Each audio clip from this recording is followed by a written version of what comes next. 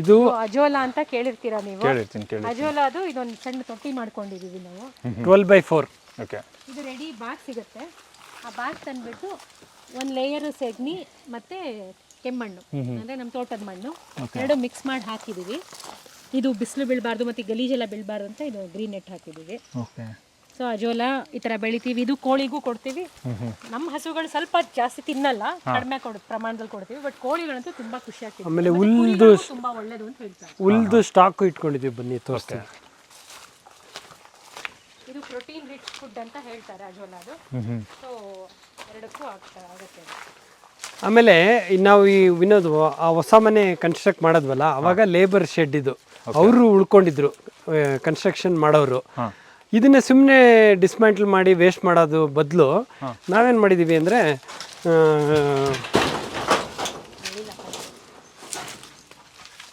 ಹುಲ್ಲು, ರಾಗಿ ಹುಲ್ಲು ನಿಮ್ಮ ಮಂಡ್ಯದಿಂದಾನೆ ತರಿಸ್ಕೊಂಡು ಕ್ಲೀನಾಗಿ ಇಟ್ಕೊಂಡಿರ್ತೀವಿ. ವರ್ಷಕ್ಕೊಂದ್ಸರಿ ತರಿಸ್ಕೊಂಬಿಟ್ರೆ ಬಂದೋಬಸ್ತಾಗೆ ನೋಡಿ ಸೇಮ್ ಸೆಟಪ್. ನಾನೇನು ಇನ್ಫ್ರಾಸ್ಟ್ರಕ್ಚರ್ ಅಂದರೆ ಬಂತ ಅದು ಅಂದರೆ ಇವಾಗ ಬಂದಿರೋದು ಇದು ಹುಲ್ಲು? ಹೌದು, ಇವಾಗಲ್ಲ, ಒಂದು 8 ತಿಂಗಳಾಗೋಯ್ತು. 8 ತಿಂಗಳಾಯ್ತು. ಏನಿತ್ತು ಅದು ಒಂದು ಪಿಂಡಿ? ನನ್ನ ಪ್ರಕಾರ 170 ರುಪೀಸ್ ಏನೋ. 170 ರುಪೀಸ್. ಒಂದು 60 ಪಿಂಡಿ ಒಂದು ಗಾಡೀಲಿ. ಇದು ಟಾಟಾ ಎಸೋ ಯಾವುದೋ ಬರುತ್ತಲ್ಲ ಅದರಲ್ಲಿ ತುಂಬ್ಕೊಂಬರ್ತಾರೆ.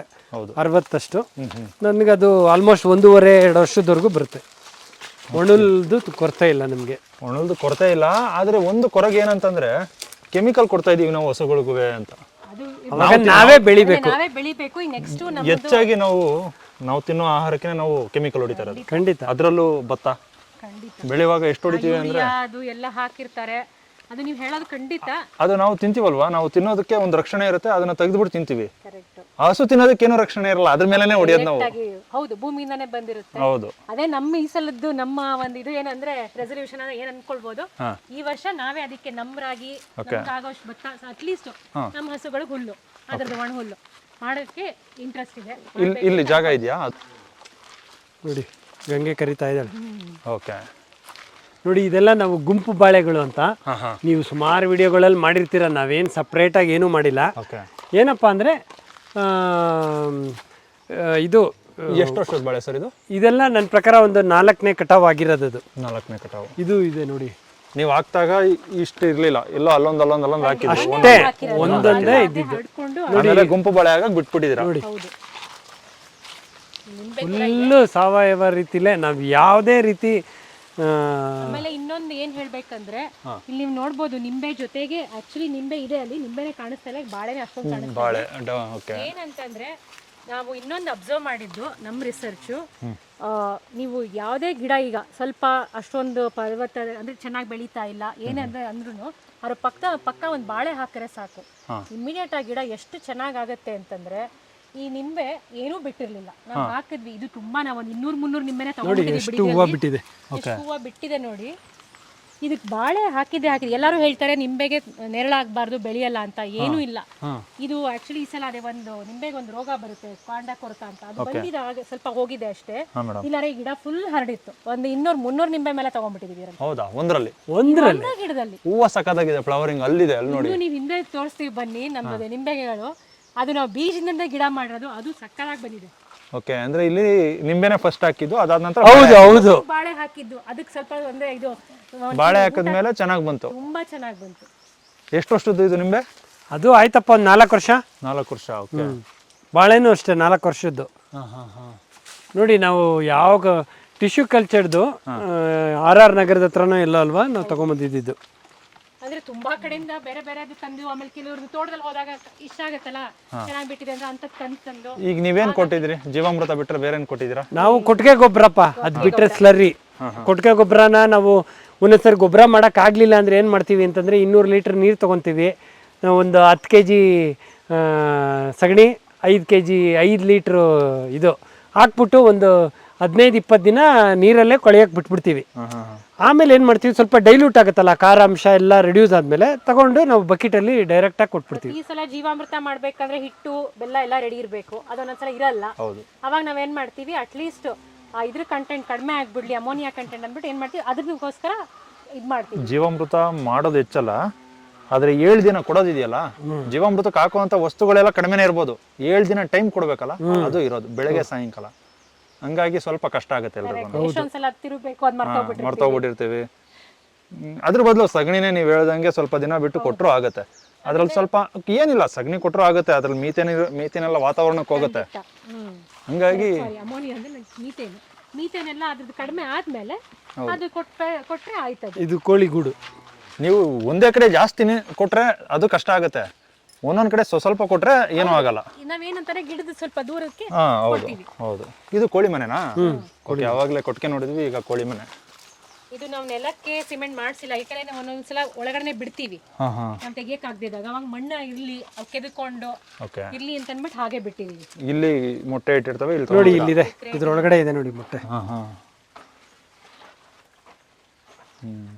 ಮೊಟ್ಟೆ ಇದೆ. ಇದೊಂದು ಕಾವು ಕೂತಿದೆ. ಒಂದು ನಾಟಿ ಇದೆ, ನಾವು ಮೊಟ್ಟೆ ಇಟ್ಟಿಲ್ಲ ಅಷ್ಟೇ. ಮೊಟ್ಟೆ ಇಟ್ಟಿಲ್ಲ, ಅದು ಕೂತಿದೆ. ನಾನು ಇದೇ ಹೇಳಿದ್ದು ನಿಮ್ಗೆ. ಏನು ಕೂತಿದೆ? ನಾಟಿ ಕೋಳಿ ಅಲ್ವಲ್ಲ ಇದು? ಇದು ನಾಟಿ, ಹಳೆ ಬ್ಯಾಚ್ ಇದೆ, ಉಳ್ಕೊಂಡಿದೆ ಅದೊಂದು. ಮೊಟ್ಟೆ ಇಟ್ಟಿಲ್ಲ ಅಲ್ಲ ಎದಳು. ಸೊ ನಾನು ಹೇಳಿದ್ದು ಇದು ಒಂದು ಸಣ್ಣ ಡಿಸ್ಅಡ್ವಾಂಟೇಜ್. ನಾಟಿ ಕೋಳಿ ಅಂದ್ರೆ ಎವ್ರಿ 21 ಡೇಸ್ಗೆ ಬ್ರೂಡಿಂಗ್ ಪ್ರಕೃತಿ ಏನಿದೆ ಅದು ಮಾಡಲೇಬೇಕು. ನಾವು ಅಲ್ಲಿ ಮೊಟ್ಟೆ ಇಟ್ಟಿಲ್ಲ ಅಂದ್ರೆ ಅದು ಮಾಡಲೇಬೇಕು. ನಾವು ಅದನ್ನ ಬಲವಂತವಾಗಿ ಎದಳ್ಸಕ್ಕೂ ಆಗಲ್ಲ, ಅದೇ ಬಂದಾಗಷ್ಟೇ. ನಮ್ಮಲ್ಲಿ ಏನ್ ಲಿಮಿಟೇಷನ್ ಅಂದ್ರೆ ಕೀರಾ ಅವುಗಳದ್ದು ಕಾಟ. ಅದಕ್ಕೆ ನಾವು ನಾಟಿ ಕೋಳಿನ ಮರಿ ಮಾಡಿಸಿ ಎಲ್ಲಾ ಮಾಡಿದೀವಿ, ನಾವು ಒಂದು ಬಿಟ್ಟಿಲ್ಲ, ಒಂದ್ ಮರಿನೂ ಉಳ್ಕೊಂಡಿಲ್ಲ ನಮ್ಗೆ. ಯಾಕಂದ್ರೆ ತುಂಬಾ ಮಾನಿಟರಿಂಗ್ ಬೇಕು. 13 ಮೊಟ್ಟೆ ಇಟ್ಟಿದ್ವಿ, ಅಟ್ಲೀಸ್ಟ್ ಒಂದು 6 ಕೋಳಿ ಸಿಕ್ಕಿದ್ವಿ. ಸೆಕೆಂಡ್ ಟೈಮ್ ಅಂತೂ 15 ಮೊಟ್ಟೆ ಇಟ್ಟಿದ್ವಿ, 15 ಸತ್ತೋಗ್ಬಿಟ್ಟು. ಹೇಗೆ ಅಂತ ಗೊತ್ತೇ ಆಗಿಲ್ಲ. ಬೆಳಿಗ್ಗೆ ಬಿಟ್ಟು ಸಂಜೆ ನೋಡೋಷ್ಟೊತ್ತಿಗೆ ಒಂದೊಂದೊಂದು ಹೊಟ್ಟೋಗ್ಬಿಟ್ಟಾಯ್ತು. ಅದಕ್ಕೆ ನಾಟಿ ಕೋಳಿನ ಸ್ವಲ್ಪ ಬೇಡ ಅಂತ ಅನ್ಕೊಂಡು ಬಿಟ್ವಿ, ಮೊಟ್ಟೆ ಪರ್ಪಸ್ ಮಾಡ್ಕೋತಾ ಇದೀವಿ. ಇದು ತರಕಾರಿದು ಈಗ ಸದ್ಯಕ್ಕೆ ರೆಡಿ ಮಾಡ್ಕೋಬೇಕು, ಇದನ್ನ ಮುಂದೆ ಮಾಡ್ಕೋತೀವಿ. ತರಕಾರಿ ಮಾಡ್ಕೊಂಡು ಮಾಡೋಣ ಅಂತ. ಇದು ಬೆಳೆದಿದ್ವಿ ಬೆಂಡೆಕಾಯಿ, ಅಂದ್ರೆ ಸ್ವಲ್ಪ ಕಮ್ಮಿ ಪ್ರಮಾಣದಲ್ಲಿ. ಇದು ನಮ್ಮ ಮನೆ ಮಟ್ಟಿಗೆ ಮಾಡ್ಕೊಳಕ್ಕೆ ಅಂತ ಅನ್ಬಿಟ್ಟು. ಇದು ಯೂಟ್ಯೂಬ್ ಅಲ್ಲಿ ವಿಡಿಯೋಸ್ ಅಲ್ಲಿ ಆಕ್ಚುಲಿ ಅದೇ ರೇಸ್ಡ್ ಬೆಡ್ ಇದ್ರೆ ಬೆಟರ್ ಸ್ವಲ್ಪ ಅಂತ ಎಲ್ಲ ನೋಡ್ಬಿಟ್ಟು ಅದಕ್ಕೆ ಈ ಸಲ ಫುಲ್ ಫ್ಲೆಶ್ಡ್ ಆಗಿ ಮಾಡ್ಬೇಕು ಅಂತ. ಈ ತರ ರೇಸ್ಡ್ ಬೆಡ್ ಇದ್ರೆ ಏನಂತಂದ್ರೆ ಇದು ನಾರ್ಮಲ್ ಇದ್ದಂಗೆ ಇರುತ್ತೆ, ಪರ್ಮನೆಂಟ್. ಇದ್ರ ಮೇಲೆ ಸಿಪ್ಪೆ ಹಾಕ್ಬಿಟ್ಟು ಸ್ವಲ್ಪ ಬಿಟ್ರೆ ಕಳೆ ಬೆಳೆಯಲ್ಲ. ಈಗ ನೀವು ಕಳೆನ ಕ್ಲೀನ್ ಮಾಡ್ಬೇಕಾ, ಅದ್ರ ಬದಲು ಅಲ್ಲಿರೋ ಸಿಪ್ಪೆನ ತಂದಿಲ್ಲ ಹಾಕಿದ್ರೆ ಕಳೆ ಬೆಳೀತಿರ್ಲಿಲ್ಲ. ಅದು ಗೊಬ್ಬರ ಕೋಕೋಪಿಟ್ ಆಗಿ ಅಲ್ಲೇ ಹೋಗ್ತಿತ್ತಾ. ಈಗ ನೀರ್ ಬೀಳ್ತಾ ಇದೆಯಲ್ಲ, ಆ ಕೋಕೋಪಿಟ್ ಜೊತೆ ಸೇರಿ ಅದು ಗೊಬ್ಬರ ಆಗೋದು. ಖಂಡಿತ. ಅದೇ ಈ ತರಕಾರಿ ಬೆಳೆಯೋದ್ರಲ್ಲಿ ಇದೊಂದು ವಿಷಯಕ್ಕೆ ಸ್ವಲ್ಪ ಟೈಮ್ ಕೊಡಕ್ ಆಗಿಲ್ಲ, ಇದನ್ನ ಈಗ ಮಾಡ್ಬೇಕು. ಇಲ್ಲ, ನೀವು ಈ ಜಾಗನ ಜಾಸ್ತಿ ಪರಿಗಣನೆ ತಗೋಬೇಕು, ಯಾಕಂದ್ರೆ ನಾವು ತಿನ್ನೋದೇ ಇದು. ಖಂಡಿತ. ಹಂಗನ್ಬಿಟ್ಟು ಎಲ್ಲಾನು ನಾವು ಪರಿಗಣನೆಗೆ ತಗೋಬೇಕು, ಆರ್ಗ್ಯಾನಿಕ್ ಮಾಡ್ಬೇಕೆಲ್ಲಾನು, ಯಾವ್ದನ್ನು ವಿಷ ಹಾಕಿ ಮಾಡಬಾರ್ದು. ನೋಡಿ ಇದು ರಾಗಿ ಹುಲ್ಲು ಒಳಗಡೆ ಸ್ಟಾಕ್ ಮಾಡ್ಕೊಂಡ್ಬಿಟ್ಟಿದೀನಿ. ಜೇನು ಇದೆ. ಇದು ಆಕ್ಚುಲಿ ಕೊಬ್ಬರಿ ಇದ್ ಮಾಡಕ್ಕೆ ಅಂತ ಮಾಡಿಸಿದ್ದು. ಆಮೇಲೆ ಈಗ ಜೇನ್ ಪೆಟ್ಟಿಗೆ ಸೀಸನ್ ತರ ಕೊಬ್ಬರಿ ಇದ್ದ ಕೊಬ್ಬರಿ ಹಾಕೋತೀವಿ, ಇಲ್ಲಾಂದ್ರೆ ಈಗ ರಾಗಿ ಟೈಮ್ ರಾಗಿ ಹುಲ್ಲು ಇಟ್ಕೊಂಡಿದ್ದೀರಾ. ಜೇನ್ ಪೆಟ್ಟಿಗೆ ಏನಕ್ಕೆ ಇಲ್ಲಿ ಇಟ್ಟಿದ್ದೀರಾ ಅಂತ ಹೇಳ್ಬೋದು. ನಿಮ್ಗೆ ಕರಡಿ ಕಾಟ ಇರೋರು ಸ್ವಲ್ಪ ಹೀಗೇನೋ ಒಂದು ಸೆಕ್ಯೂರ್ ಮಾಡ್ಕೊಂಡಿರೋದು ಬೆಟರ್. ಆದ್ರೆ ಸಿಕ್ಕಾಪಟ್ಟೆ ಹತ್ರ ಇಟ್ಬಿಟ್ಟಿದ್ದೀರಾ ಏನಾಗೋದಿಲ್ಲ, ಯಾಕಂದ್ರೆ ಅದು ನಿಮ್ಗೆ ರಾಣಿ ಜೇನು ಇಂಡಿವಿಜುವಲ್ ಕೋಣೆಗಳಲ್ಲಿ ಒಬ್ಬೊಬ್ಬರು ರೆಡಿ ಅಟ್ಲೀಸ್ಟ್ ಮಿನಿಮಮ್ ಗ್ಯಾಪ್ ಇರಬೇಕು. ಇಲ್ಲಿ ಮಧ್ಯದಲ್ಲಿ ಒಂದು ಇತ್ತು, ಅದು ಈಗ ಹೊತ್ತಾಯ್ತು ಅಂದ್ಬಿಟ್ಟು ತೆಗ್ದಿದ್ದೀವಿ. ಅದೇ ಈಗ 4 ಪೆಟ್ಟಿಗೆ ಅಷ್ಟೇ ಇಟ್ಕೊಂಡಿದ್ದೀವಿ. ಅದರಲ್ಲಿ ಒಂದು 6 kg ಅಷ್ಟು ಜೇನು ತಗೊಂಡಾಯ್ತು ಮನೆಗೆ ಟೇಸ್ಟ್ ಮಾಡೋರಂತೆ. ಚೆನ್ನಾಗಿದೆಯಾ ಅದು? ಬ್ಯೂಟಿಫುಲ್. ನಮ್ದಿದು ಬಯಲ್ಸೀಮೆ ಅಲ್ವಾ ವಿನೋದ್, ನಿಮ್ಗೆ ಮಾವು ಬೇವು ಆಮೇಲೆ ಹಿಂದೆ ಕಾಡು ಹಂದಿಗುಂದಿ ಅರಣ್ಯ ಅಂತಿದೆ. ಜಾಸ್ತಿ ನಿಮ್ಗೆ ಎಲ್ಲಾ ತರ ಫ್ಲವರಿಂಗ್ ಇರುತ್ತೆ, ವೈಲ್ಡ್ ಫ್ಲವರ್ಸ್. ಸೊ ನಿಮ್ಗೆ ತೆಂಗುನು ನಿಮ್ಗೆ ಪರಾಗಗಳು ಜಾಸ್ತಿ ಸಿಗುತ್ತೆ ನಿಮ್ಗೆ ತೆಂಗಲ್ಲಿ. ಆಮೇಲೆ ಸ್ವಲ್ಪ ಅಡಿಕೆನೂ ಹಾಕೊಂಡಿದೀವಿ. ಮತ್ತೆ ಇನ್ನೊಂದು ಇಲ್ಲಿ ತೋಟ ಮಾಡೋದಿದೆಯಲ್ಲ, ಇಲ್ಲಿ ತೋಟ ಮಾಡಿ ಆ ಎಳ್ನೀರು ಕುಡಿಯೋದಿದೆಯಲ್ಲ, ಅದ್ರ ರುಚಿನೇ ಬೇರೆ. ಖಂಡಿತ. ಇಲ್ಲಿ ಯಾಕಂದ್ರೆ ನೀರ್ ಕಡಿಮೆ ತಗೊಂಡ್ಬಿಡುತ್ತೆ, ಭೂಮಿನೂ ಕಡಿಮೆ ತಗೊಳುತ್ತೆ, ಗಿಡನೂ ಕಡಿಮೆ ತಗೊಳುತ್ತೆ, ನೀರ್ ಇರೋದೇ ಕಡಿಮೆ ಇಲ್ಲಿ. ಹೌದು. ನಿಮಗೆ ಬೋರ್ವೆಲ್ ಜಾಸ್ತಿ ಸಿಕ್ಕಿದೆಯೋ ಏನೋ ಗೊತ್ತಿಲ್ಲ, ಈ ವಾತಾವರಣದಲ್ಲಿ ಕಡಿಮೆ ಮಾತ್ರ. ಖಂಡಿತ. ಹಂಗಾಗಿ ನಾವು ಈ ಜಾಗಕ್ಕೆ ನೀವು ನೀರ್ ಜಾಸ್ತಿ ಕೊಟ್ರು ತಪ್ಪಾಗುತ್ತೆ. ಅದ್ ನೀರ್ ತಗೊಳ್ಳೋ ಗಿಡನೇ ಆಗ್ಲಿ, ಎಷ್ಟು ಬೇಕೋ ಅಷ್ಟು ಮಾತ್ರ ಕೊಡ್ಬೇಕು. ಹೌದು. ಈಗ ರಾಮನಗರದಲ್ಲಿ ನಾವು ಮಲೆನಾಡು ಕ್ರಿಯೇಟ್ ಮಾಡಕ್ಕಾಗತ್ತಾ? ಇಲ್ಲ. ಈ ವಾತಾವರಣ ಹೆಂಗಿದೆಯೋ ಹಂಗ ನಾವು ಕೃಷಿ ಮಾಡ್ಬೇಕು ಅಷ್ಟೇ. ರುಚಿ ಮಾತ್ರ ಸಖತ್ತಾಗಿರುತ್ತೆ. ಮಾವಿನ ಹಣ್ಣಾಗ್ಲಿ ಎಳ್ನೀರಾಗ್ಲಿ ಎಲ್ಲಾದ್ರೂ ರುಚಿ ಚೆನ್ನಾಗಿರುತ್ತೆ. ಇದು ಕುರಿಗೆ ಅಂತ ಶೆಡ್ ಮಾಡ್ಕೊಂಡಿದೀವಿ. ಬನ್ನಿ ಹಿಂಗ್ ಬರ್ಬೋದು. ಇದೆಲ್ಲ ನೋಡಿ ವೇಸ್ಟ್ದು ಇಟ್ಕೊಂಡಿದೀವಿ, ಮುಂದೆ ಇನ್ನ ಬೇರೆ ಏನೇನು ಕರ ರಿಯೂಸ್ ಮಾಡ್ಕೊಳಕ್ಕೆ ಅಂತ ಕುರಿ ಸಾಕಿದ್ರೆ ಕೆಳಗಡೆ ಕೋಳಿಗಳು ಹಂಗೆ ಪಿಕ್ಕೆ ಎಲ್ಲ ತಿಂತವೆ, ಅದಕ್ಕೂ ಎಕ್ಸ್ಟ್ರಾ ಊಟ ಸಿಕ್ತಂಗೆ ಆಗುತ್ತೆ ಕುರಿ. ಹೌದು. ಈಗ ಸದ್ಯಕ್ಕೆ ಸುಮ್ಮನೆ ಕೊಬ್ಬರಿ ಹಾಕಿ, ಕೊಬ್ಬರಿ ಸ್ವಲ್ಪ ಕಾಯಿ ಎರಡೂ ಇಟ್ಕೊಂಡಿದೀವಿ. ಇಲ್ಲಿಂದ ಬರ್ಬೋದು ಬನ್ನಿ.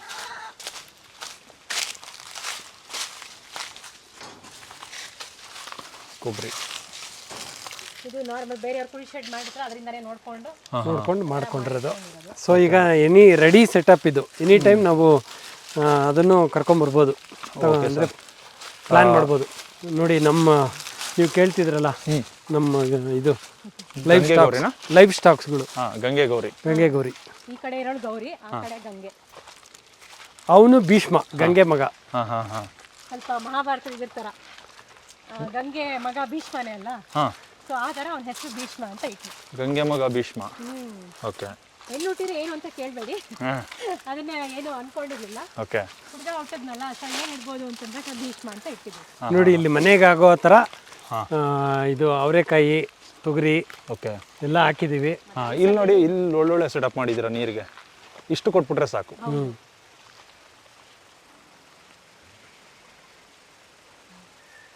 ಅಲ್ಲಿ ಜೋಳ ಬೆಳೆದಿದ್ವಿ, ಈಗ ಅವಕ್ಕೆ ಊಟಕ್ಕೆಲ್ಲ ಕಟ್ ಮಾಡ್ಕೊಂಡಿದೀವಿ ಹಸುಗಳಿಗೆ ಅಂತಾನೆ. ಆ ಹಿಂದೆ ಎಲ್ಲ ಇದೊಂದು ಇಷ್ಟು ಆಗಲ್ಲ ನಮಗೆ ತರಕಾರಿ ಬೆಳ್ಕೊಳಕ್ಕೆ ಅಂತ ಇಟ್ಕೊಂಡಿದ್ದೀವಿ.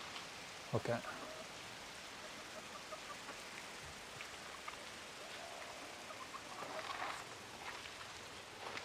ನೋಡಿ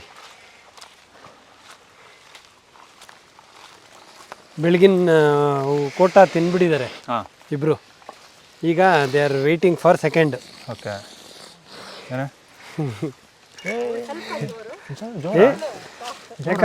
ಯಾಕೋ ನೀನು ಜೋರ, ನೀನು ಬಾಯ್ಲಿ ಬೊಮ್ಮೇಲಿ.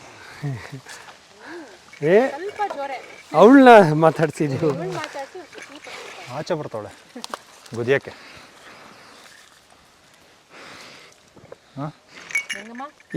ಇವಳೇ ಈಗ ಇವಳಿಗೋಸ್ಕರನೇ ಅದು ಮಾಡಿರೋದು ನಾವು. ಇದು ಪಾಪ ಸ್ವಲ್ಪ ಜೋರೆ, ಅದರಲ್ಲಿ ಆ ತರ ಇದು ಕರು ಇಲ್ಲದೆ ಇದ್ದಾಗ, ಕರು ಇಲ್ಲ, ಸ್ವಲ್ಪ ಹೌದು ಅಗ್ರೆಸಿವ್ ಆಗಿರ್ತಾಳೆ. ಈಗ ಕರುನು ಇಲ್ಲ. ಹೌದು ಹೌದು ಹೌದು ಹೌದು. ಹೋಗಿಂದೆ ಹೋಗ. ಇದು ಭೀಷ್ಮ. ಭೀಷ್ಮ ಅದು ಮಣ್ಣು ತಿನ್ಬಿಡುತ್ತೆ ಅಂತ ಬಾಯಿ ಹಾಕಿರೋದು. ಹೌದು. ಅದರಲ್ಲೇ ಹುಲ್ಲಾಕ್ಬಿಟ್ಟು ಇಟ್ಟಿರ್ತೀವಿ. ಈಗ ತಿನ್ಬಿಟ್ಟಿರ ಹಂಗೆ ಮೆಲುಕ್ತಾ ಇರತ್ತೆ. ಓನು ಮಾಡಲ್ಲ ಎಷ್ಟು ಒಂದು ತಿಂಗಳಾಗಿದೆ? 2 ತಿಂಗಳು? 1 ತಿಂಗಳು ಎಕ್ಸಾಕ್ಟ್ಲಿ 1 ಮಂತ್. ಓಕೆ. ಬರ ನಿಮ್ಮ ಮಗನ ಏನು ಮಾಡಲ್ಲ, ಸುಮ್ಮನೆ ಏನು ಮಾಡಲ್ಲ ನಿಮ್ಮ ಮಗನ. ಈ ಥರ ಹಸು ಇದ್ರೆ ನಿಮಗೆ ತುಂಬ ಅನುಕೂಲಗಳು. ಹೌದು, ಕಂಟ್ರೋಲ್ ಆಗುತ್ತೆ. ನಮ್ಮ ಪೇಷನ್ಸ್ ಇನ್ನೂ ಚೆನ್ನಾಗಿ ಇದಾಗುತ್ತೆ. ಇದಕ್ಕೋಸ್ಕರ ನಾವು ಬಾಳ್ತೀವಿ. ಈಗ ನೀವು ಇದಕ್ಕೋಸ್ಕರನೇ ಇಲ್ಲಿಗೆ ಬಂದಿದ್ದೀರಲ್ಲ. ಹೌದು, ಖಂಡಿತ. ನಮ್ಮ ಸ್ಟ್ರೆಸ್ ಏನಿದ್ರು ಹೋಗ್ಬಿಡುತ್ತೆ ಇದ್ರ ಜೊತೆ ಆಟ ಆಡ್ತಾ ಇದ್ರೆ. ಇವನು ಆಟ ಆಡ್ತಾನೆ, ಅದಂತೂ ಇನ್ನೂ ಮಜಾ. ಕುಂತ್ಕೊಂಡು ಈ ತೋಟ ಮಾಡೋದು ಬೇರೆ, ತೋಟದಲ್ಲಿ ಈ ರೀತಿ ಪ್ರಾಣಿ ಪಕ್ಷಿಗಳನ್ನ ಸಾಕೋದು ಬೇರೆ. ಯಾಕೆಂದ್ರೆ ನಾವು ಒಂದು 4 ರಿಂದ 5 ವರ್ಷ ಏನೂ ಸಾಕಿರಲಿಲ್ಲ, ಕೋಳಿ ಕೂಡ ಇರಲಿಲ್ಲ. ಸೊ ಬರೀ ಗಿಡಗಳ ಮರಗಳು ಬರೋದು, ನೋಡ್ಕೊಳ್ಳೋದು, ಹೋಗೋದು. ಯಾವಾಗ ನಾವು ಕೋಳಿ ಇಂಟ್ರೊಡ್ಯೂಸ್ ಮಾಡಿದ್ವಿ, ಆಮೇಲೆ ಇದನ್ನ ಹಸುನ್ ತಂದ್ಮೇಲಂತೂ ಈಗ ಅದು ಒಂಥರ ನಿಮ್ಗೆ ಬೇಕೋ ಬೇಡವೋ ಅದೊಂದು ಕೆಲಸಗಳು ಇರ್ತವೆ ಬೆಳಗಿಂದ ಸಂಜೆ ತನಕ. ಅದನ್ನ ಒಂಥರ ಆ ಟೈಮ್ಗೆ ಕರೆಕ್ಟಾಗಿ ರೆಡಿ ಆಗ್ಬಿಡ್ಬೇಕು. ಎಲ್ಲ ಅನ್ಕೋಬಹುದು, ಮತ್ತದು ಸ್ಟ್ರೆಸ್ ಅಲ್ವಾ? ಇದು ಬರೀ ಫಿಸಿಕಲ್ ಸ್ಟ್ರೆಸ್ ಅಷ್ಟೇ. ಮೈಗೆ ಒಂದು ವ್ಯಾಯಾಮ. ಅರೆ ಮೆಂಟಲಿ ಏನು ಸ್ಟ್ರೆಸ್ ಇರಲ್ಲ. ಮೆಂಟಲಿ ನಮ್ಮನ್ನ ಕಡಿಮೆ ಮಾಡುತ್ತೆ ಸ್ಟ್ರೆಸ್. ಎಷ್ಟಿರುತ್ತೋ ಅಷ್ಟು ಕಡಿಮೆ ಮಾಡುತ್ತೆ. ಕುತ್ಕೊಂಡ್ಬಿಟ್ಟು ಒಂದ್ ಸ್ವಲ್ಪ ಮೈ ಸವರ್ಕೊಂಡು ಕುತ್ಕೊಂಡ್ಬಿಟ್ರೆ ಅವ್ರ ಖುಷಿ ನೋಡ್ಬೇಕು. ಅಯ್ಯೋ ಏನ್ ಖುಷಿ ಪಡ್ತವೆ ಆ ಮೈ ಸವರ್ತಾ ಇದ್ರೆ, ಒಂಚೂರು ಮಸಾಜ್ ಮಾಡ್ತಾ ಇದ್ರೆ.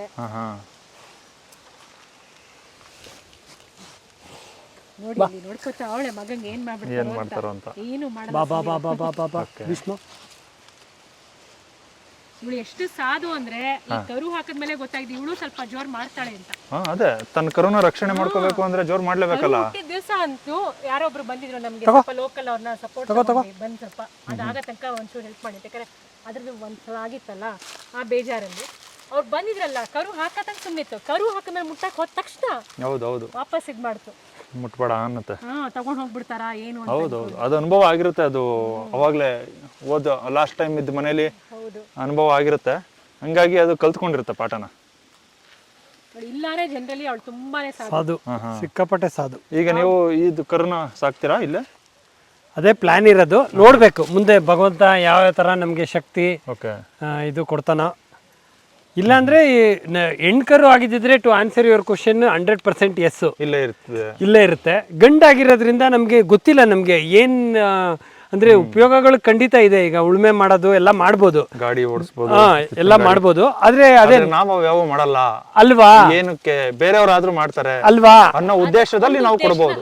ಆ ಒಂದು ಇದರಲ್ಲಿ ಬೇರೆ ಕಡೆ ಹೌದು ಹೇಗ್ ಮಾಡ್ಬೇಕು ಅಂತ ಗೊತ್ತಿದೆ. ಈಗ ನಮ್ಗಿನ್ನೂ ಅನುಭವ ಇಲ್ಲ, ಹೇಗೆ ಉಡ್ಬೇಕು ಏನು ಗೊತ್ತಿಲ್ಲ. ಅದರಿಂದ ಹೌದು ಸುಮ್ನೆ ಶೋಕಿಗೆ ಆತರ ನಮಗೂ ಕಷ್ಟ ಆಗುತ್ತೆ.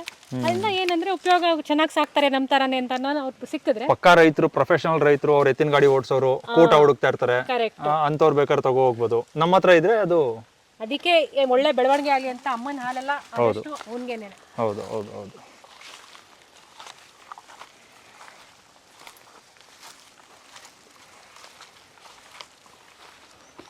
ನೀವು ಕೇಳಿದ್ರಲ್ಲ ರಾಗಿ ಭತ್ತ ಏನೋ ಬೆಳೆಯೋದಕ್ಕೆ ನಿಮ್ಗೆ ಒಂದ್ ಸ್ವಲ್ಪ ಜಾಗ ಕ್ಲಿಯರ್ ಮಾಡಿ ಇಟ್ಕೊಂಡಿದೀವಿ. ಈ ಜಾಗ ರಾಗಿ ಹಾಕ್ಬೇಕು ಅಂತ ಅನ್ಕೊಂಡೆ ರೆಡಿ ಮಾಡ್ಕೊಂಡು ಇಲ್ಲಿ ಅದಕ್ಕೆ ಗೊಬ್ಬರ ಎಲ್ಲ ಹಾಕಿ ಇಟ್ಕೊಂಡಿದೀವಿ. ಕ್ಲಿಯರ್ ಮಾಡ್ಕೊಂಡು ನೀವು ಈ ಭೂಮಿ ತಗೊಂಡಾಗ ಎಷ್ಟು ಮಾವು ಮತ್ತೆ ತೆಂಗು ಇತ್ತು? ತಗೊಂಡಾಗ ಒಂದು 80ರಿಂದ 90 ತೆಂಗಿತ್ತು, ಇನ್ನೊಂದಷ್ಟು ನಾವು ಆ್ಯಡ್ ಮಾಡಿದೀವಿ. ಒಂದು 150 ಮ್ಯಾಂಗೋ ಇತ್ತು. ಎಲ್ಲ ಅಲ್ಫೋನ್ಸಾನೆ ಮ್ಯಾಕ್ಸಿಮಮ್. ಒಂದು 150ರಲ್ಲಿ ಒಂದು 130 ಬರೀ ಅಲ್ಫೋನ್ಸಾನೆ, ಇನ್ನು ಮಿಕ್ಕಿದ್ದು ಇದು ಸೇಂದೂರಗಳಿತ್ತು. ಓಕೆ. ನಾವೀಗ ಎರಡೂ ಮೇನ್ ಕ್ರಾಪ್ಗಳೇ ಆಗಿರೋದ್ರಿಂದ ಮಾವು ಮತ್ತು ತೆಂಗು ನಾವೇನು ಮಾಡ್ತಾ ಇದೀವಿ ಈಗ ರೆಡ್ಯೂಸ್ ಮಾಡ್ತಾ ಇದ್ದೀವಿ ಆದಷ್ಟು ಮ್ಯಾಂಗೋಗಳನ್ನ. ಯಾಕಂದರೆ ಅದು ತುಂಬ ಡೆನ್ಸ್ ಆಗೋದ್ರೆ ನಿಮಗೆ ಇದಕ್ಕೆ ನೀರು ಕೊಟ್ರೆ ಅದಕ್ಕೆ ನೀರು ಕೊಡಂಗಿಲ್ಲ, ಅದು ಡ್ರೈ ಕ್ರಾಪ್. ಇದು ಕಲ್ತ್ಕೊಂಡ್ವಿ ನಾವು. ಫಸ್ಟ್ ತಗೊಂಡಾಗ ಖುಷಿ ಆಗ್ಬಿಡ್ತು ತೆಂಗು ಇದೆ ಮಾವು ಇದೆ ಅಂತ. ಬಟ್ ಆಮೇಲೆ ಗೊತ್ತಾಯ್ತು ತೆಂಗಿಗೆ ನೀರ್ ಜಾಸ್ತಿ ಕೇಳುತ್ತೆ, ಮಾವಿಗೆ ನೀರ್ ಕಡಿಮೆ ಕೊಟ್ಟಷ್ಟು ಒಳ್ಳೇದು. ಸೊ ಅದಕ್ಕೆ ಈಗ ಹೊಸದಾಗಿ ಮಾಡೋರು ಅದೊಂದ್ ಸ್ವಲ್ಪ ನೋಡ್ಕೋಬೇಕು. ಏನಂದ್ರೆ ಮಾವಿಗೆ ಒಂದ್ ಸ್ವಲ್ಪ ಜಾಗ ಇಟ್ಬಿಟ್ಟು ಬರೀ ಮಾವೇ ಬೆಳಿಲಿ, ತೋಪು ತರ, ಮಾವಿನ ತೋಪು ತೆಂಗಿನ ತೋಪು. ಅದೇ ಹಳೆ ಕಾಲದಲ್ಲಿ ನೋಡಿ ಮಾವಿನ ತೋಪು ಹುಣಸೆ ತೋಪು ಅನ್ನೋರು ಯಾರು ಜೊತೆಗೆ ಹಾಕ್ತಾ ಇಲ್ಲ, ಅದಕ್ಕೆ ಒಂದ್ ಸ್ವಲ್ಪ ಜಾಗ ಬೇರೆ ಬಿಟ್ಟಿರೋರು. ಅದು ಕರೆಕ್ಟ್ ಅಂತ ಅನ್ನಿಸ್ತು ನಮ್ಗೆ, ಆಮೇಲೆ ಗೊತ್ತಾಯ್ತು ಒಂದು ಅನುಭವ ಆದ್ಮೇಲೆ.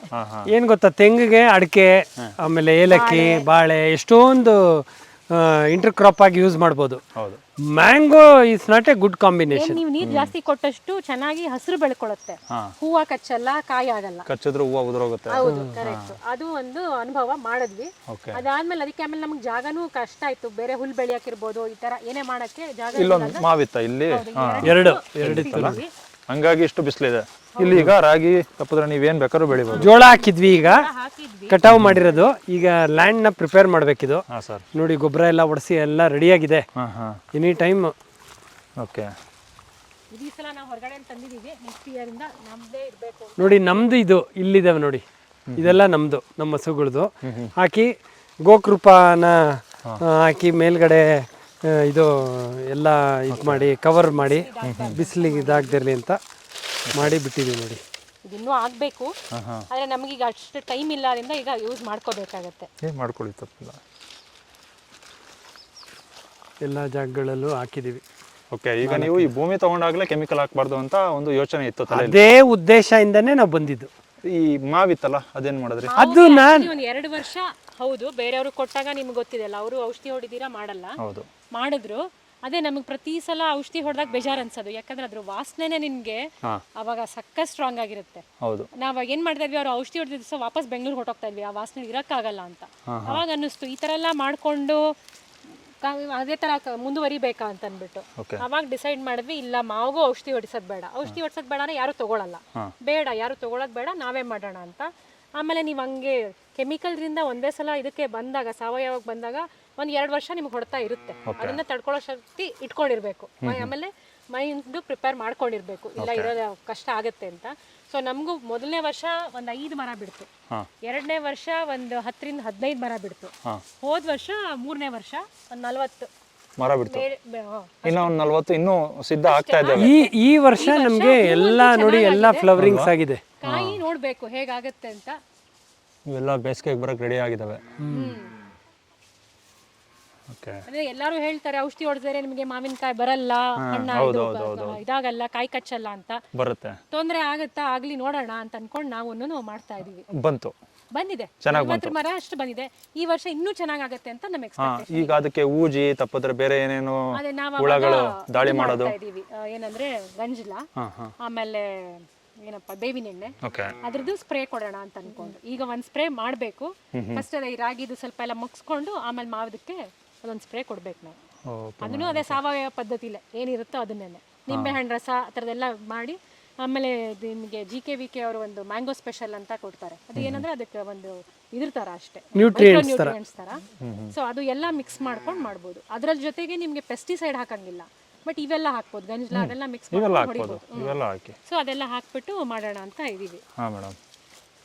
ಸೊ ಮಾವಿಗೂ ಅದನ್ನ ತೆಗ್ದಿರೋದ್ರಿಂದ ಬೇರೆ ಯಾವುದೇ ರೀತಿ ನಮಗಿನ್ನು ಕೆಮಿಕಲ್ಸು ಏನು ಹಾಕುವಂತ ಅಗತ್ಯತೆ ಬಂದಿಲ್ಲ. ಓಕೆ. ಈಗ ಅಲ್ಲಿಂದ ನಿಮ್ಮ ಭೂಮಿ ಹಂಗೆ ಮೇಲೆ ಹೋಗ್ತಾ ಇದೀವಿ, ಬೆಟ್ಟದ ಮೇಲೆ ಹೋಗ್ತಾ ಇದೀವಿ. ಹೌದು, ನಮ್ದು ಬೆಟ್ಟದ ತಾಳ ಆದ್ರಿಂದ ಅಲ್ಲಿಂದ ಫ್ಲಾಟ್ ಇಂದ ಇನ್ನೂ ಎತ್ತರನೇ ಹೋಗುತ್ತೆ. ಓಕೆ. ಆಮೇಲೆ ಇದು ನಮ್ದು ಉದ್ದಕ್ಕಿದೆ, ಅಗಲಕ್ಕಿಲ್ಲ, ಉದ್ದಕ್ಕಿದೆ ಒಂದೇ ಇದರಲ್ಲಿ. ನೋಡಿ ಹಸುಗೆ ಹುಲ್ಲು ಹಾಕೊಂಡಿರೋದು ಅದೇ ಜಾಗ. ಅಲ್ಲೂ ಒಂದೆರಡು ಮಾವಿನ ಮರ ತೆಗ್ಸಿ ಇಲ್ಲೂ ಇತ್ತು ಸೀಮೆ ಹುಲ್ಲು. ಆಮೇಲೆ ಬೇರೆ ಇನ್ನೊಂದು 2 ಥರದ ಹುಲ್ಲು ಹಾಕೊಂಡಿದ್ವಿ. ಯಾಕಂದ್ರೆ ಈಗ ಯಾರೊಬ್ರು ಪರಿಚಯ ಆದವ್ರು ಅಂದ್ರು, ಈಗ ನಾವು ಅಂದ್ರೆ ಎಷ್ಟೊಂದು ವೆರೈಟಿ ತಿಂತೀವಿ, ಹಸುಗಾನೆ ಒಂದೇ ತರ ಸೀಮೆ ಹುಲ್ಲು ಯಾಕೆ ಹಾಕ್ಬೇಕು ಅಂತ. ಅದಕ್ಕೆ ನಮ್ಮ ಮಾಗಡಿಲಿ ಚಂದ್ರಾಯನಹಳ್ಳಿ ಅಲ್ಲಿ ಹೋದಾಗ ಇನ್ನೊಂದು 2 ತರ KVK ರಾಮನಗರ KVK. ಹೌದು, ಸುಬಾಬುಲ್ಲು, ನೇಪಿಯರು, ಇನ್ನೊಂದಷ್ಟು ಅಗಸೆ ಹುಲ್ಲು, ಮತ್ತೆ ಇನ್ನೊಂದು ಅದ್ರ ಹೆಸರು ಈಗ ಮರ್ತೋಯ್ತು, 2 ಬೇರೆ ತರ ಹುಲ್ಲು. ಅಲ್ಲ, ನೀವು ಅಗಸೆ ತುಂಬಾ ಬೆಳ್ಕೋಬೋದಲ್ಲ, ಹಸುಗಳಿಗೆ ತುಂಬಾ ಇಷ್ಟ ಆಗುತ್ತೆ. ಖಂಡಿತ ಬೆಳೆದಿದ್ದೀವಿ, ಅದೆಲ್ಲ ಮರ ತರ ಆಗೋಗಿದೆ, ಸ್ವಲ್ಪ ಕಿತ್ಕೊಳ್ಳೋದು ಕಷ್ಟ. ಎಲ್ಲಿದೆ? ಅಲ್ಲಿದೆ, ತೋರಿಸ್ತೀವಿ. ಇಲ್ಲಿ ಇನ್ನೊಂದು 2 ತರ ಹುಲ್ಲು ಹಾಕೊಂಡಿದೀವಿ. ಇವು ತುಂಬಾ ಇಷ್ಟವಾಗಿ ತಿಂತವೆ. ಯಾವ ಹುಲ್ಲು ಇದು?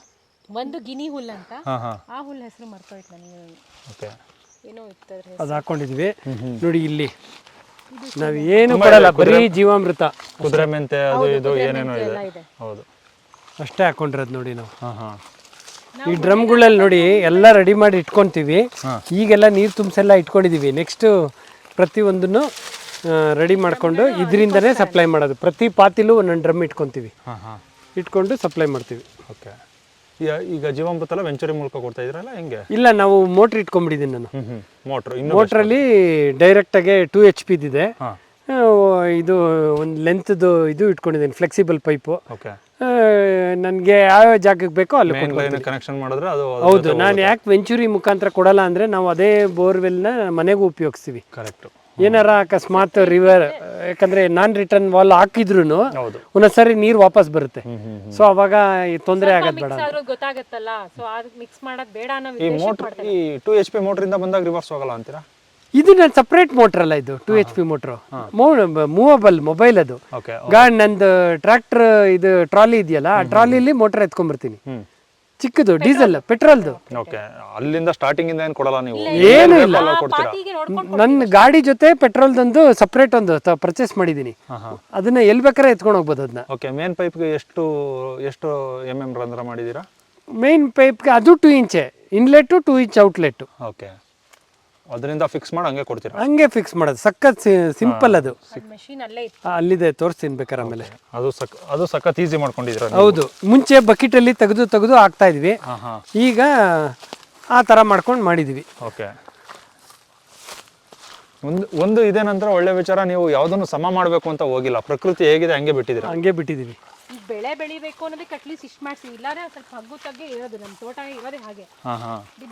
ಆಮೇಲೆ ನೋಡಿ ಇನ್ನೊಂದೇನು ಡಿಫ್ರೆನ್ಸು ಅಂದರೆ, ಸ್ವಲ್ಪ ನಾವು ನೋಡಿರೋದು ಅಂದರೆ, ಈಗ ಹುಲ್ಲುಗಳು ತೆಂಗಿನ ಮರದ ಕೆಳಗಡೆನೋ ಎಲ್ಲೆಲ್ಲಿ ಆಪ್ಷನ್ಸ್ ಜಾಗ ಸಿಗುತ್ತೋ ಸುಮ್ಮನೆ ಲೈಟಾಗಿ ಹಾಕಿರ್ತೀವಿ. ಸೊ ಒಂದೇ ವಾಟ್ರಲ್ಲಿ ಅವು ಬೆಳಿತವೆ. ಸೊ ನಾವು ಹೆಂಗಿದ್ರು ಹುಲ್ಲು ಗೊಬ್ಬರ ಕೊಟ್ಟರೆ ತೆಂಗಿನ ಮರಕ್ಕೂ ಗೊಬ್ಬರ ಆಗುತ್ತೆ. ಸೊ ಆವಾಗ ಒಂದೊಂದು ದಿನ 2 ದಿನ ನಿಮಗೆ ಇದಕ್ಕೂ ಆಗುತ್ತದು, ಏನದು ಹಸುಗಳಿಗೆ ಮೇಂಟೈನ್ ಮಾಡೋಕ್ಕೂ ಆಗುತ್ತೆ. ಸ್ಪೆಸಿಫಿಕ್ ಪ್ಲೇಸು ಅಂತಾನೆ ಬೇಕು ಅಂತ ಏನಿಲ್ಲ ಅಂತ. ನಮ್ಗೆ ಇದು ಮೊದಲೇ ಇತ್ತು, ಅದರಿಂದ ತೆಂಗು ಮಾವ್ರು ಹಾಕಿದ್ರಿಂದ ಎಲ್ಲ ಜಾಗ ಸಿಗುತ್ತೋ ನಮ್ಗೆ ಆ ಜಾಗಗಳನ್ನ ಉಪಯೋಗಿಸ್ಕೊಂಡು ಮಾಡ್ಕೊಂಡು ಹೋಗಿದ್ದೀವಿ. ಓಕೆ. ಇದು ಹುಲ್ಲು ಜಾತಿ 100% ನನಗೂ ಗೊತ್ತಿಲ್ಲ. ಹುಲ್ಲು ಜಾಸ್ತಿ ತೋಟದಲ್ಲಿ ಇದ್ರೆ ನೀರು ಜಾಸ್ತಿ ಕೇಳುತ್ತೆ ಅಂತಾರೆ. ಇದನ್ನ ನೀವು ತೆಂಗಿನ ಕೆಳಗೆ ಹಾಕಿದ್ರೆ ತೆಂಗು ಕೂಡ ನೀರೆಲ್ಲ ಇದು ತಗೊಳುತ್ತೆ, ತೆಂಗಿಗೆ ಡಾಮಿನೇಟ್ ಮಾಡುತ್ತೆ. ಇರ್ಬೋದು, ಬಟ್ ನಾವೇನಂದ್ರೆ ನಮ್ಗಿರೋ ಲಿಮಿಟೆಡ್ ಸ್ಪೇಸಲ್ಲಿ ನಾವು ಒಂಥರ ಈಗ ಬರೀ ಹುಲ್ಲೆ ಹಾಕಕ್ ಜಾಗ ಮಾಡ್ಕೋಬೇಕಂದ್ರೆ ನಾವು ಹಾಂ ಹಾಂ ಒಂದಷ್ಟು ಮರಗಳು ಎತ್ತಿ ಎತ್ತಿ ಮಾಡಬೇಕು. ಓಕೆ. ಅದು ಮತ್ತೆ ಮರ ತೆಗ್ದಂಗೆ ಆಗತ್ತಲ್ಲ ನಾವು ಮಿಕ್ಸಿಗೆ. ಈ ಗ್ಲಿರಿಸಿಡಿಯಾ, ನುಗ್ಗೆ, ಅಗಸೆ ಇವೆಲ್ಲ ಜಾಸ್ತಿ ಪ್ರಮಾಣದಲ್ಲಿ ಹಾಕೊಳ್ಳಿ. ನುಗ್ಗೆಗಳು ಹಾಕಿದೀವಿ, ಆದ್ರೆ ಬಂದಿದ್ದು ಸ್ವಲ್ಪ ಕಡಿಮೆ, ಸ್ವಲ್ಪ ಹೊಡೆತ ಆಯ್ತು. ನುಗ್ಗೆ ಇಲ್ಲಿ ಜಾಸ್ತಿ ಬರ್ಬೇಕು ಆ್ಯಕ್ಚುಲಿ. ಅದೇ ಏನೋ ಗೊತ್ತಿಲ್ಲ ಏನು ತೊಂದರೆ ಆಯ್ತು ಅಂತ, ಅದಕ್ಕೆ ನುಗ್ಗೆಗಳು ಮನೆ ಹತ್ರ ಇಟ್ಕೊಂಡ್ರೆ ಈ ಸಲ ಮತ್ತೆ ಸ್ವಲ್ಪ ಮಳೆಗಾಲ ಹತ್ರ ಬರ್ತಾ ಇದ್ದಂಗೆ ಹಾಕೊಳ್ಬೇಕು ಅಂತ ಅನ್ಕೊಂಡು. ಓಕೆ. ನೋಡಿ ಅಲ್ಲೊಂದು ಅಂಜೂರದ್ದು. ಹಾಂ, ಅಂಜೂರ ಮರ. ಸೊ ಪ್ರತಿ ಇದರಲ್ಲೂ ಒಂದೊಂದು ಡ್ರಮ್ ಇರುತ್ತೆ, ಹಾಂ ಸರ್. ಪಾತಿಗಳಲ್ಲೂ ಒಂದೊಂದು ಬಾಕ್ಸ್ಗಳಲ್ಲೂ. ಹಾಂ ಸರ್. ಸೊ ಅದಕ್ಕೆ ನಾವೆಲ್ಲ ಈ ಜೀವಾಮೃತ ಅಥವಾ ಗೋಕೃಪ ನೀವು ಅದರಲ್ಲಿ ಪ್ರಿಪೇರ್ ಮಾಡೋದು, ಯೂಸ್ ಮಾಡೋದು, ಮತ್ತೆ ಮತ್ತೆ ತಗೊಂಬರೋದು, ಶಿಫ್ಟ್ ಮಾಡೋದು, ಅವೆಲ್ಲ ರೆಡ್ಯೂಸ್ ಮಾಡ್ತೀವಿ. ಕೃಷಿ ಹಾಕಿರುವಂಥ ಗಿಡಗಳು. ಅದು ನೋಡಿ ಸುಮ್ಮನೆ ಹೀಗೆ ಒಂದು ನಮ್ಮ ಫ್ರೆಂಡ್ ಕೊಟ್ಟರು, ಯಾವುದು? ನಿಂಬೆ ಜಾತಿದು ಗಿಡ ಅಂತ. ಹೌದಾ? ನೋಡ್ರೆ ಏರಳೆಕಾಯಿ, ಕಿರಳಿಕಾಯಿ ಅಲ್ಲಿ ಮೇಲ್ಗಡೆ. ಕರೆಕ್ಟು. ಯಾವುದೋ ಒಂದು ಒಟ್ಟಿನಲ್ಲಿ ಬಿಟ್ಟರೆ ಸಾಕು. ಹೌದು. ಅಯ್ಯೋ ನಾವು ಫಸ್ಟ್ ತೋಟ ತಗೊಂಡಾಗಂತೂ ಹಾಂ, ಯಾವ್ಯಾವ ಗಿಡ ಕಾಣುತ್ತೋ ಅಯ್ಯೋ ಅವರು ಎಲ್ಲ ಕೊಡೋರು, ನಿಮ್ಮ ತೋಟದಲ್ಲಿ ತಗೊಂಡೋಗಿ ಹಾಕೊಳ್ಳಿ ಅಲ್ಲಂದ್ರೆ ಬೆಳೆಯುತ್ತೆ ಅಂತ ಓಕೆ. ಹೇಳಿ. ಹೀಗೆ ಎಲ್ಲ ತಂದು ತಂದು ಹಾಕಿ ಒಂದಷ್ಟು ಮಾಡಿದ್ವಿ. ಹಾಂ ಹಾಂ. ಬೀಳೋದು ಬಿಟ್ಟಿದೆ, ಮೇಲ್ ಬಿಟ್ಟಿದೆ. ಬೀಳುತ್ತಲ್ಲ, ಬೀಳುತ್ತೆ. ನಿಂಬೆಗೊಂದು ಅಡ್ವಾಂಟೇಜ್ ಏನಂದ್ರೆ ಇದ್ರೆ ಏನು ತಗೊಂಡು ಹೋಗಲ್ವಲ್ಲ. ನೋಡಿ ಅಂಜೂರ ನೋಡಿ, ಇದು ರೆಡಿ, ಶುರುವಾಗಿದೆ. ಇದು ರೆಡಿ ಇದೆ. ಹಾಂ ಸರ್. ಈಗ ಮನೇಲಿ ಕಿತ್ತಿದೆ, ಕೊಡ್ತೀನಿ ನಿಮ್ಗೆ. ಇಲ್ಲ, ಇದು ತಗೊಳ್ಳಿ. ಈ ಥರ ಕೆಂಪುಗಾಗಿದ್ರೆ ಬಿಡುಗಡೆ ತುಂಬಾ ಚೆನ್ನಾಗಿರುತ್ತೆ. ಹೌದು. ಓಪನ್ ಮಾಡಿ.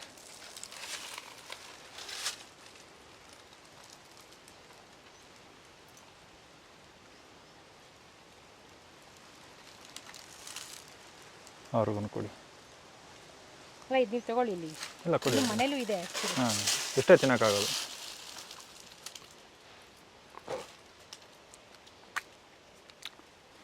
ಅದು ಕೆಂಪುಗಾಗಿದೆಯಾ?